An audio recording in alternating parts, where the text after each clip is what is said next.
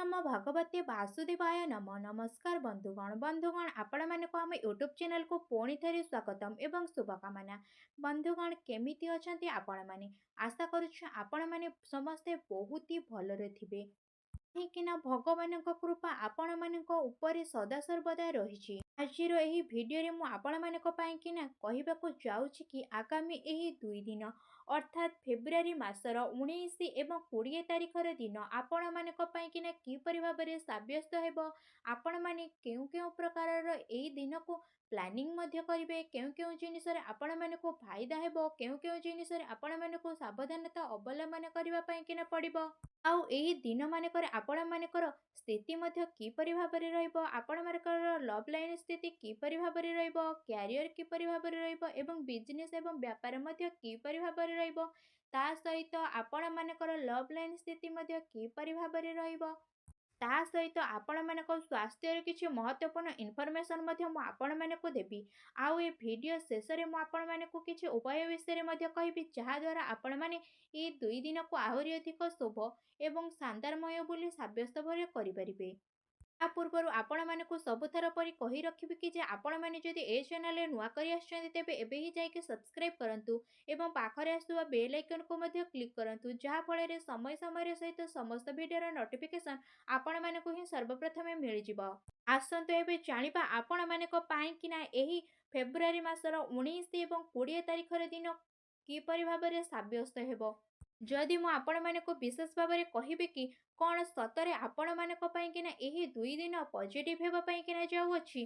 ଯଦି କହିବି କି ବନ୍ଧୁଗଣ, ବିଦ୍ୟାର୍ଥୀମାନଙ୍କୁ ଇଣ୍ଟରଭ୍ୟୁ ସମ୍ବନ୍ଧିତ ପରୀକ୍ଷାରେ ସଫଳତା ମିଳିବାର ପୁରା ସମ୍ଭାବନା ବନୁଛି। ପାଇଁ ସେମାନଙ୍କୁ ଗୋଟିଏ ଅନୁରୋଧ କି ସେମାନେ ତାଙ୍କର ପାଠପଢ଼ା ପ୍ରତି ଏକାଗ୍ରଚିତ ଭାବନା ରଖନ୍ତୁ। ଆପଣମାନଙ୍କର ସନ୍ତୁଳିତ କାର୍ଯ୍ୟକ୍ରମ ଦ୍ୱାରା ଆପଣମାନଙ୍କର ଦିନ ପୁରା ସମୟର ସହିତ ଆପଣମାନଙ୍କର ପୁରା ହେବ। ତା ସହିତ ଯଦି କହିବି କି ଆପଣମାନଙ୍କର କୌଣସି ଧାର୍ମିକ ବ୍ୟକ୍ତିମାନଙ୍କ ସହ ଆପଣମାନଙ୍କର ସାକ୍ଷାତ ଦ୍ୱାରା ଆପଣମାନଙ୍କର ସକାରାତ୍ମକ ବିଚାରଧାରାରେ ଆପଣମାନଙ୍କ ପାଇଁକିନା ପରିବର୍ତ୍ତନ ନେଇକିନା ଆସିବ ତଥା ଜୀବନ ସହିତ ଜଡ଼ିତ ପ୍ରତ୍ୟେକ କାର୍ଯ୍ୟର ବହୁତ ଭଲ ତରିକା ମଧ୍ୟ ଆପଣମାନଙ୍କୁ ପ୍ରାପ୍ତ ହେବ। ଆର୍ଥିକ ସ୍ଥିତି ମଧ୍ୟ ଆପଣମାନଙ୍କର କାଫି ଭଲ ହେବା ପାଇଁକିନା ଯାଉଅଛି। ସମ୍ପର୍କୀୟମାନଙ୍କ ସହିତ ମନୋରଞ୍ଜନର ପ୍ରୋଗ୍ରାମ ମଧ୍ୟ ଆପଣମାନଙ୍କର ବନିବ, ଯାହାଫଳରେ ସମ୍ବନ୍ଧରେ ବହୁତ ଘନିଷ୍ଠତା ମଧ୍ୟ ଦେଖିବା ପାଇଁକିନା ମିଳିବ। ପୂର୍ବ ସମୟରୁ ଯେଉଁ ସବୁ କାର୍ଯ୍ୟ ପ୍ରତି ଆପଣମାନେ ପରିଶ୍ରମ କରି ଆସୁଥିଲେ ତ ସେ ସବୁର ଶୁଭ ପରିଣାମ ଆପଣମାନଙ୍କୁ ଆଶାଠାରୁ ହିଁ ବହୁତ ଅଧିକ ପ୍ରାପ୍ତ ମଧ୍ୟ ହେବ। ଧାର୍ମିକ କାର୍ଯ୍ୟ ପ୍ରତି ଆପଣମାନଙ୍କର ବହୁତ ରୁଚି ମଧ୍ୟ ବଢ଼ିବ। ପୂର୍ବ କିଛି ସମୟରୁ ଯେଉଁ କାର୍ଯ୍ୟ ପ୍ରତି ଆପଣମାନଙ୍କର ରୋକାବଟ ଆସୁଥିଲା ଏବେ ସେ ସବୁ ବହୁତ ସରଳ ଏବଂ ସହଜ ଉପାୟରେ ମଧ୍ୟ ସୁଧୁରି ଯିବ। ବସ୍ତ୍ର ଆଭୂଷଣ କିଣାକିଣିରେ ଆଦି ଆପଣମାନଙ୍କର ଟାଇମ୍ ସ୍ପେଣ୍ଡ ମଧ୍ୟ ହେବ। ସମୟ ଆପଣମାନଙ୍କ ସପକ୍ଷରେ ରହିବ, ଏହାର ସମ୍ମାନ ଆପଣମାନେ କରନ୍ତୁ। କୌଣସି ଶୁଭ ସମାଚାର ମିଳିବା କାରଣରୁ ଘର ପରିବାରରେ ଖୁସିର ମାହୋଲ ଦେଖିବା ପାଇଁକିନା ମିଳିବ।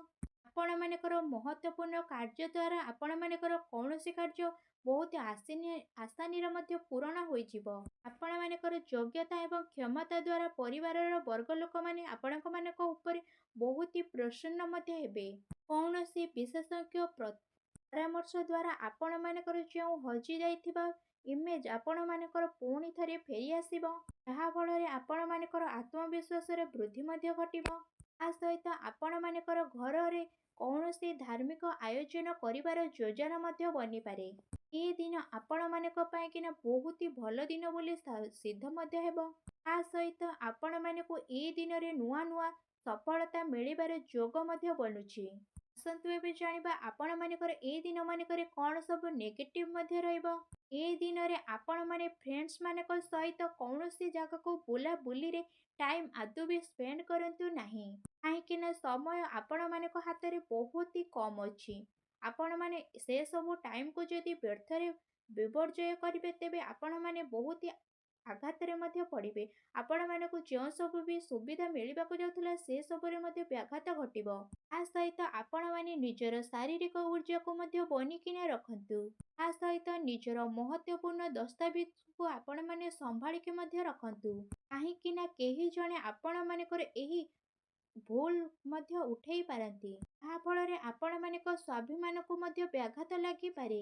ସନ୍ତାନମାନଙ୍କର ଗତିବିଧି ଉପରେ ଆପଣମାନେ କଡ଼ା ନଜର ମଧ୍ୟ ରଖନ୍ତୁ। ପିଲାମାନଙ୍କର କଥାବାର୍ତ୍ତାକୁ ଆପଣମାନେ ପୁରା ସମଝଦାରୀର ସହିତ ସୁଲଝାନ୍ତୁ। ଯଦି ଆପଣମାନେ ପିଲାମାନଙ୍କ ଉପରେ ରାଗିବା କିମ୍ବା କ୍ରୋଧ କରିବା ଦ୍ୱାରା ସେମାନଙ୍କ ଉପରେ ସେଇ ଭାବନାଟି ଉର୍ଜା ମଧ୍ୟ ହୋଇପାରେ। ତା ସହିତ ଆପଣମାନେ କାଳ୍ପନିକ କଥା ଉପରେ ବିଶେଷ ଭାବରେ ଧ୍ୟାନ ନ ଦେଇକି ବାସ୍ତବତା ଉପରେ ଅତିରିକ୍ତ ଧ୍ୟାନ ଦିଅନ୍ତୁ।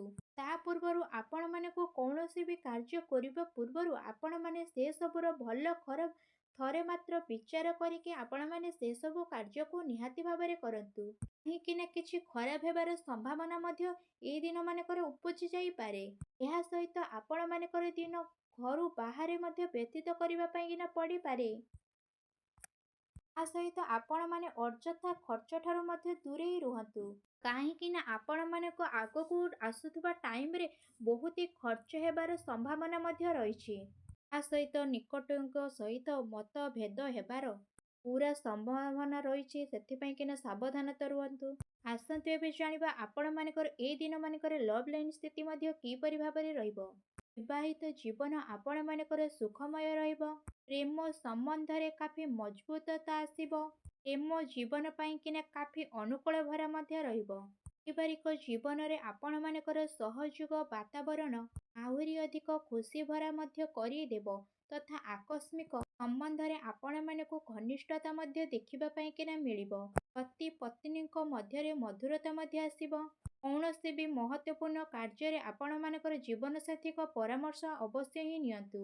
ଏ ଦିନ ପ୍ରେମ ଜୀବନକୁ ଆହୁରି ଅଧିକ ମଜବୁତ କରିବା ପାଇଁକି ଗୋଟିଏ ବହୁତ ଭଲ ଦିନ ବୋଲି ସାବ୍ୟସ୍ତ ମଧ୍ୟ ହୋଇଯିବ। ଆସନ୍ତୁ ଏବେ ଜାଣିବା ଆପଣମାନଙ୍କର ଏଇ ଦିନମାନଙ୍କରେ ବ୍ୟବସାୟିକ କ୍ୟାରିୟର ମଧ୍ୟ କିପରି ଭାବରେ ରହିବ। ବିଶେଷ ଭାବରେ ଆପଣମାନଙ୍କର ଗ୍ରହମାନଙ୍କର ସ୍ଥିତି ଆପଣମାନଙ୍କ ସପକ୍ଷରେ ମଧ୍ୟ ଯିବ। କିଛି ଭଲ କାର୍ଯ୍ୟ ଆପଣମାନଙ୍କ ସପୋର୍ଟରେ ଯିବ। ଆଉ କିଛି ଉଚିତ ନୂଆ ଅବସର ମଧ୍ୟ ଆପଣମାନଙ୍କୁ ମିଳିବ। ଚାକିରି ପେଶା ଲୋକମାନେ ନିଜର କାର୍ଯ୍ୟକ୍ରମକୁ ବହୁତ ଧ୍ୟାନର ସହିତ କେନ୍ଦ୍ରିତ କରି କରିବେ। କିନ୍ତୁ ଏ ଦିନମାନଙ୍କରେ କୌଣସି ଭୁଲ ହେବାର ସମ୍ଭାବନା ମଧ୍ୟ ରହିଛି। ଦୈନିକ ଆୟର ଯେହେତୁ ବୃଦ୍ଧି ହେବ ତ ଆପଣମାନେ ନୂଆ ନୂଆ କାର୍ଯ୍ୟକୁ ଆପଣମାନେ ଆପଣେଇବେ। ତା ସହିତ କୌଣସି ନୂଆ ପ୍ରପର୍ଟି ମିଳିବାର ପୁରା ସମ୍ଭାବନା ମଧ୍ୟ ରହିଛି। ଚାକିରି ପେଶା ଲୋକମାନଙ୍କୁ ନିଜର ଟାର୍ଗେଟ ପୂରଣ କରିବା ଫଳରେ ତାଙ୍କର ବହୁତ ଲାଭ ମଧ୍ୟ ହେବ। କୌଣସି ନୂଆ ପଦପ୍ରାପ୍ତିର ଯୋଗ ମଧ୍ୟ ବନୁଛି। କୌଣସି ବି ଡିଲ୍ ଫାଇନାଲ କରିବା ପୂର୍ବରୁ ଆପଣମାନେ ଭାବି ଚିନ୍ତିକିନା ତା ଉପରେ କାମ କରନ୍ତୁ। ଲାଭର ମାର୍ଗ ପ୍ରସ୍ତୁତ ହେବାର ପୁରା ସମ୍ଭାବନା ବନୁଛି ତଥା ସମୟର ଭରପୁର ସଦ୍ ଉପଯୋଗ ମଧ୍ୟ ଆପଣମାନେ କରନ୍ତୁ। ସବୁ ପ୍ରକାରର ଗତିବିଧି ଆପଣମାନଙ୍କର ସୁଚାରୁ ରୂପେ ରହିବ। କିନ୍ତୁ ଚାକିରି ପେଶା ଲୋକମାନଙ୍କୁ ନିଜର କାର୍ଯ୍ୟ ପ୍ରତି ଟିକେ ସାବଧାନତା ଅବଲମ୍ବନ କରିବାର ଅତି ଆବଶ୍ୟକତା ମଧ୍ୟ ରହିଛି। ଅନ୍ୟଥା ଅଧିକାରୀ ବର୍ଗମାନଙ୍କର କ୍ରୋଧର ଶିକାର ମଧ୍ୟ ଆପଣମାନେ ହୋଇପାରନ୍ତି। ବ୍ୟବସାୟିକ ବାତାବରଣକୁ ଆପଣମାନେ ଏ ଦିନମାନଙ୍କରେ ସ୍ଥଗିତ କରିକିନା ରଖନ୍ତୁ। ଆଉ ଆପଣମାନଙ୍କର ଆର୍ଥିକ ସାଧନରେ ବୃଦ୍ଧି ମଧ୍ୟ ହେବ ଏବଂ ଆପଣମାନଙ୍କୁ କୌଣସି ଅନୁଚିତ କାର୍ଯ୍ୟ କରିବା ଠାରୁ ଦୂରେଇ ମଧ୍ୟ ରହିବା ପାଇଁକିନା ପଡ଼ିବ। ପ୍ରପର୍ଟି ସମ୍ବନ୍ଧିତ କାର୍ଯ୍ୟରେ ଆପଣମାନେ ପେପର ୱାର୍କରେ ମଧ୍ୟ ଧ୍ୟାନ ଦେବେ। ଟିକିଏ ବି ଅସାବଧାନତା ଆପଣମାନଙ୍କୁ ବହୁତ ବଡ଼ ପ୍ରୋବ୍ଲେମରେ ମଧ୍ୟ ପକେଇ ପାରିବ। ଆସନ୍ତୁ ଏବେ ଜାଣିବା ଆପଣମାନଙ୍କର ଏଇ ଦିନମାନଙ୍କରେ ସ୍ୱାସ୍ଥ୍ୟ ମଧ୍ୟ କିପରି ଭାବରେ ରହିବ। ଆପଣମାନଙ୍କୁ ଏଇ ଦିନମାନଙ୍କରେ ବାହନ ଆଦି ରିଲେଟେଡ୍ କିଛି ଜିନିଷରେ ଆପଣମାନଙ୍କୁ ଆଘାତ ଲାଗିବାର ବିଶେଷ ସମ୍ଭାବନା ମଧ୍ୟ ରହିଛି। ସେଥିପାଇଁ କିନା ଆପଣମାନେ ଅତ୍ୟଧିକ ସାବଧାନତା ମଧ୍ୟ ରୁହନ୍ତୁ। ତା ସହିତ ଆପଣମାନଙ୍କ ସ୍ୱାସ୍ଥ୍ୟ ବହୁତ ଭଲ ରହିବ।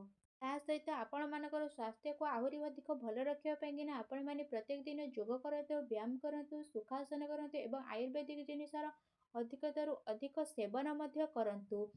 ଆଉ ସୁସ୍ଥ ରୁହନ୍ତୁ। ଆସନ୍ତୁ ଏବେ ଜାଣିବା ଆପଣମାନଙ୍କ ପାଇଁକିନା କ'ଣ ବିଶେଷ ଉପାୟ ମଧ୍ୟ ରହିଅଛି। ଏ ଦିନରେ ଆପଣମାନେ ତାରିଣୀଙ୍କ ମନ୍ଦିରକୁ ଯାଆନ୍ତୁ ଏବଂ ତାଙ୍କୁ ନଡ଼ିଆ ଏବଂ ନାଲି ରଙ୍ଗର ମନ୍ଦାର ଫୁଲରେ ମାଳ ତିଆରି କରିକି ତାଙ୍କୁ ଅର୍ପଣ ମଧ୍ୟ କରନ୍ତୁ। ଯାହାଫଳରେ ମା ତାରିଣୀ ଆପଣମାନଙ୍କ ଉପରେ ବହୁତ ଶୀଘ୍ର ପ୍ରସନ୍ନ ହେବେ ଏବଂ ଆପଣମାନଙ୍କର ଆଗକୁ ଆସୁଥିବା ଟାଇମରେ ସମସ୍ତ ଦୁଃଖକୁ ଦୂର କରିନେବେ ଏବଂ ଆପଣମାନଙ୍କର ଏଇ ଦିନମାନଙ୍କର ସମସ୍ତ କାର୍ଯ୍ୟକୁ ସେ ବହୁତ ସୁରୁଖୁରୁରେ ମଧ୍ୟ କରିନେବେ। ଆଶା କରୁଛି ଆଜିର ଏ ଭିଡ଼ିଓଟି ଆପଣମାନଙ୍କୁ ବହୁତ ମାତ୍ରାରେ ଭଲ ଲାଗିଥିବ। ଯଦି ଭଲ ଲାଗିଥାଏ ତେବେ କମେଣ୍ଟ ବକ୍ସରେ ଜୟ ମା ତାରିଣୀ ବୋଲି ଅବଶ୍ୟ ଲେଖିଦିଅନ୍ତୁ। ପୁଣି ଦେଖା ହେବ ଏକ ନୂତନ ଭିଡ଼ିଓ ମାଧ୍ୟମରେ। ସେ ପର୍ଯ୍ୟନ୍ତ ବିଦାୟ ଦିଅନ୍ତୁ। ରହୁଛି। ଧନ୍ୟବାଦ।